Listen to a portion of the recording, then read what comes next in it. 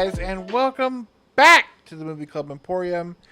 And I know what you're thinking. You're thinking, Jason, why are you not, like the rest of the internet, talking about Superman? And I'll tell you why, because I'm waiting for you guys to join us, Nick and I, this coming Saturday over at our Twitch channel, twitch.tv/Movie Club Emporium, where we're not only talking about the new Superman and our thoughts and feelings and a full spoiler talk about it, we're also going to rank every Superman movie, just so we can make things clear, every solo Superman movie. So the Christopher Reeve 4, the Superman Returns, Man of Steel, and of course this new Superman. So no BVS, no Justice League, Snyder or Whedon otherwise. But it's gonna be a lot of fun. I'm very curious. I do not know what Nick's thoughts are on Superman, so I'm not gonna give any of mine away. But I will say, reading the internet has been a wild experience for this newest launch of the DCU. But we're not here to talk about that. We're here to talk about what may be the most sadly dull movie I've seen this year, and that is The Ritual. Now, if you have been following this page long enough, you know that I am a sucker for religious horror movies. Because since the majority of them are, I refer to them sometimes as Catholic magic movies, and that's okay. The point is, I love this subgenre. Blame it on growing up in a religious house, all all the stigma that comes with it. But I love a good religious horror film. And last year, we're right high on the hog. Because last year we got two amazing movies with Immaculate and The First Omen. And so I was super excited. And then you look at the cast of The Ritual. Al Pacino. I know he can play the devil, but can he play a priest? And we'll get into that. Dan Stevens had an amazing year last year. Ashley Greene. This is kind of like her first foray back from that weird, like, post-Twilight purgatory she got put in. Patricia Eaton. The woman who taught us was like at the forefront of hating Raymond. I mean, this is a stacked cast. And the problem is that this is a movie that is new this year. But if you quite literally have seen any previous exorcism movies, you've seen this movie. I mean, stop me if you've heard this before. A young priest who's dealing with a crisis of faith must work through that with the help of an older priest who's seen the face of evil as they perform an exorcism on this poor, possessed girl. No, I'm not describing The Exorcist or any other film. It's this new movie. And here's the thing. I'm watching this movie, and I wish that I could tell you it's good, and it's not. I wish I could tell you that it's so bad it's good, and it's not that either. This is the middle of the road. Like, this is a set it and forget it movie. But I don't even know if this movie might make my bottom list at the end of the year if I can remember that I watched it. And here's the thing. As far as the performances go, Al Pacino is giving this movie 110%. Why he's doing a German accent, I don't know, but he's giving it 110%. Dan Stevens is doing like this weird accent that almost kind of makes his accent that he does in Abigail seem normal. But that is a fun movie. Again, this is just like white noise. I will say it was nice to see Ashley Greene and Patricia Heaton, and they are both really good in this movie. The young actress who plays the possessed girl, she does great. But it's just you've seen this movie 100 times, and this movie certainly did not deserve to be in the theater because while it does have some great actors in it, this movie shot terribly. I guess because it's supposedly based on, get this, it's based on a true story. Not only that, it's based on the story that actually influenced The Exorcist,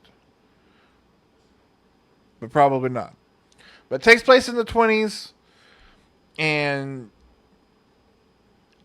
but it's just all these like it's super shot handheld. So all the I'm assuming it was done to make it feel like a documentary. It almost makes it look like handheld, but like not good handheld, just like kind of crappy handheld. But that doesn't work for this movie either because I'm watching this movie and I'm like you're right, I should be watching The Exorcist. What a great idea, movie. I should be watching a better version of what you're giving me. And then it's in handheld, and so it looks like a found footage movie. And I'm like, you know what movie doesn't get a lot of credit as like a pretty decent found footage movie? The Last Exorcism. And then lo and behold, the like whatever like lieutenant sergeant of the Cardinal Police shows up, and it's the actor who plays the preacher in the last Exorcism. And so I'm like, this movie has now committed the same sin, pun intended, twice, of reminding me that there are better versions of this movie that I could be watching instead of this. And then it leads into the same thing, jump scares, and although there's one really kind of good jump scare, creepy voices, weird contortions, black eyes.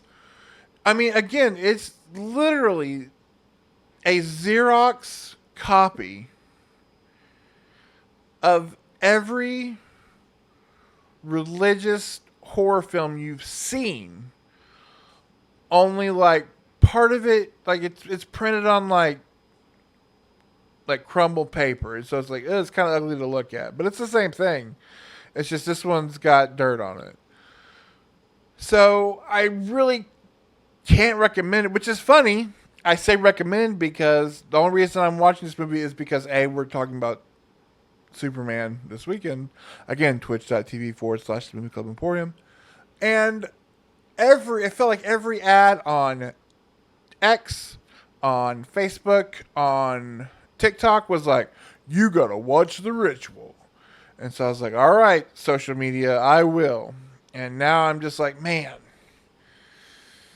I literally could have watched any other exorcism movie. I could have watched a Shudder. There's the what's that?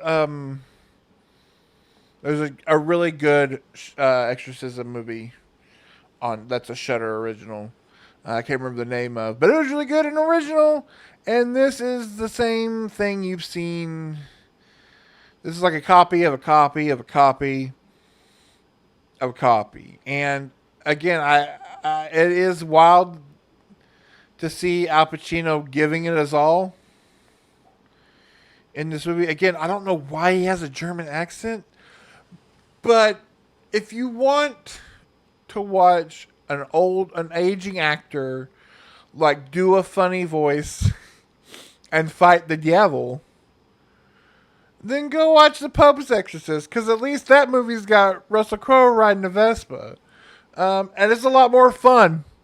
This isn't fun. This is white noise. This is the milk toast of exorcism movies, and that's sad. But I mean, what are you gonna do? Besides, again, watch any other one. But that's gonna do it for this kind of negative. But I mean, don't don't try to oversell me on it. I will say it is funny to watch. If you really want to watch Al Pacino do a funny like Eastern European voice, watch that show he had on Amazon where they were like uh, World War II Nazi hunters. That was a fun show. I think it was called Hunters. But this is just again, this is like This is a real, like, I gotta fold some laundry, I might as well turn on a scary movie type situation. So, uh, more importantly, again, if you really want to hear some hot takes, join us Saturday night, where Nick and I are ranking the Superman movies and full spoilers ahead, reviewing the brand new James Gunn Superman. And then next weekend, next review, I am going to try to see the new Ari Aster film Eddington, because why not follow up a kind of boring middle of the road homogenized movie with what is sure to be, knowing his track record, a 2-hour panic attack. Until next week, when hopefully you join us Saturday for our Superman ranking, I will see you guys next time. Bye.